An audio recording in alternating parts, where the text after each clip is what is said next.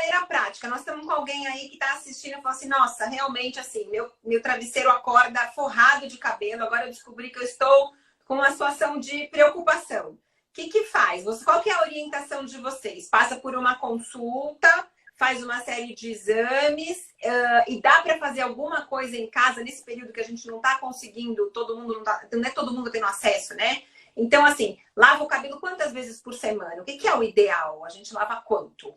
Então, a partir do momento que você vai no dermatologista, ele vai examinar. Uma coisa que é essencial, não existe só o eflúvio telógeno como causador de queda de cabelo, tá? Então, quando você vai no dermatologista, ele vai fazer um diferencial de 2 tipos de alopécia, que são a queda de cabelo, o nome, né, médico.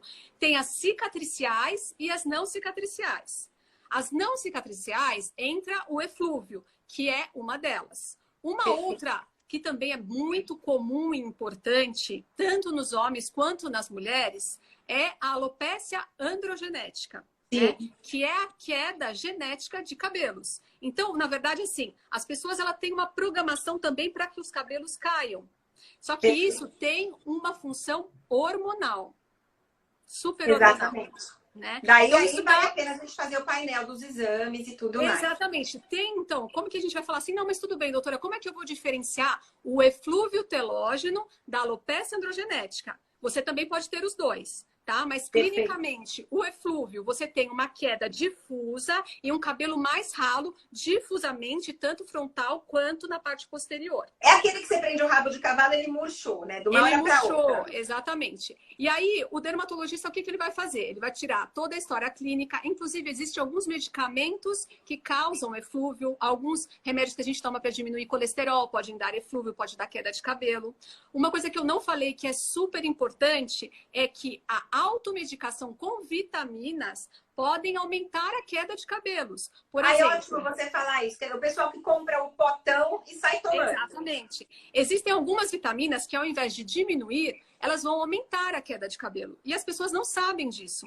Por exemplo, a vitamina A. A vitamina A, existem alguns polivitamínicos e elas aumentam muito a queda de cabelo, a descamação da pele, porque as pessoas não sabem, mas a vitamina A, ela é responsável pela regeneração celular, né? E ela também é a vitamina A que a gente chama de isotretinoína, que é o Roacutan, que é utilizado para acne, tá? Então, qual que é o efeito colateral do Roacutan para acne? Que é a vitamina A em uma super concentração. Pode dar queda de cabelo, pode dar descamação, pode dar rachadura na boca, boca seca, pele seca. Então, isso é super importante saber. Então, assim, é importante quando eu vejo lá no consultório que eu pergunto, o que você está tomando? Ah, doutora, eu não estou tomando nada. Mas tem certeza? Você não está tomando uma vitamina? Ah, vitamina eu tô. E aí começa, sabe? Aí começam as vitaminas. E assim, a alimentação. A pessoa, para que ela tenha um cabelo forte, ela precisa de uma dieta equilibrada. Mas até parece um jargão, né? Dieta equilibrada. O que é uma dieta equilibrada?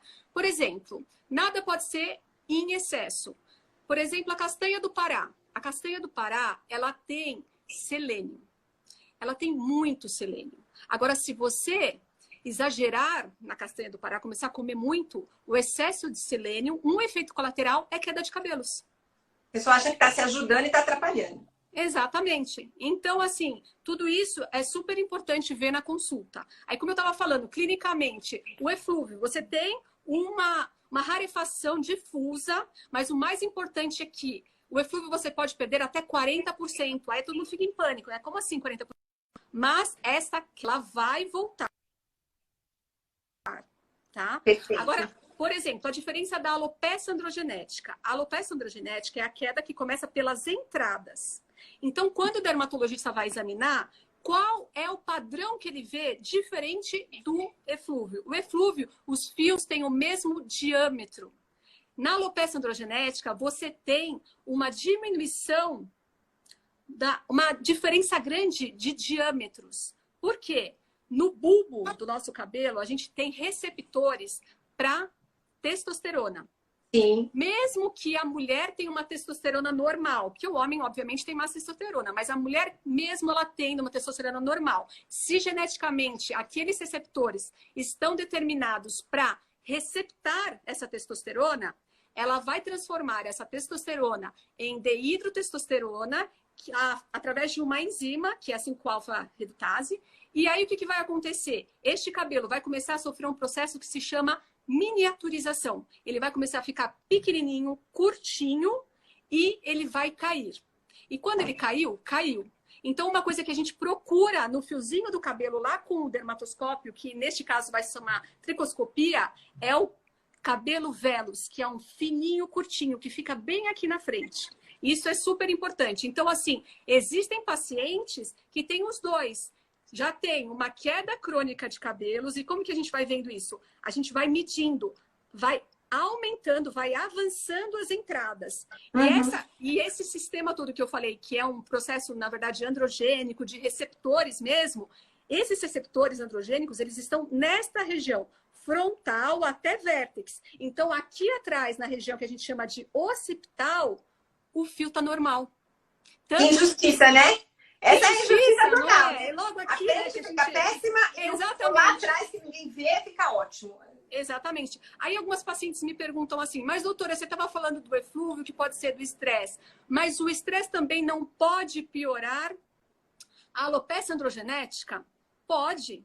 Claro. Por que ele pode piorar? Porque você tem um aumento do cortisol, e o cortisol por si só, ele já vai aumentar os hormônios andrógenos também, vai aumentar aquela receptação nessa região e também vai aumentar a queda. Então, assim, o eflúvio, ele tem um tempo certo para você tratar. Você não vai precisar tratar a vida toda. Agora, a alopecia androgenética, você vai tratar ela a vida inteira. Isso não tem jeito. Porque já está programada geneticamente. Ela já está programada geneticamente. E existem, olha, eu vou te falar, existem muitos casos, mesmo nas mulheres, porque eu também trato os homens, né? Mesmo nas mulheres, em que elas têm as duas coisas. Sim. E agora, nesse período, então, a mulherada está desesperada e ainda está em casa, varrendo os próprios fios de cabelo e chorando sobre eles, né? Que é o que está acontecendo. O paciente fala assim, eu não tenho mais nem vontade de varrer a casa, porque o que junta de cabelo me dá mais desespero, eu fico mais nervosa e cai mais aí. Isso é